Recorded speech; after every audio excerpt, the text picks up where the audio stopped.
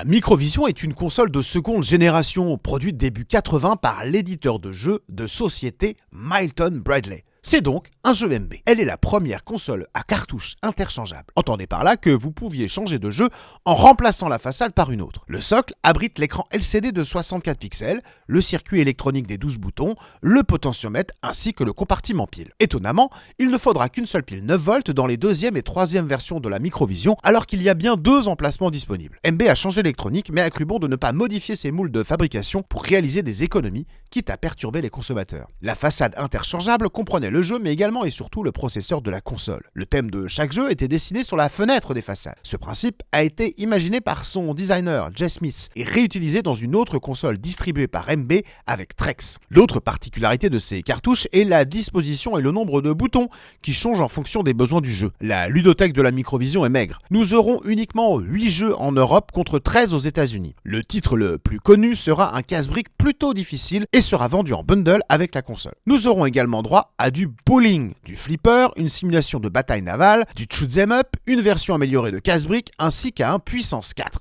Ce dernier n'est pas anodin puisque le Puissance 4 est LE jeu de société phare de MB à l'époque. De par sa conception, la Microvision est fragile. L'écran LCD se noircit au fur et à mesure du temps. Le processeur embarqué dans la cartouche s'abîme et les touches au ressenti trop plastique se cassent. La production de la Microvision s'arrêtera en 1983 malgré le succès de la première année de commercialisation.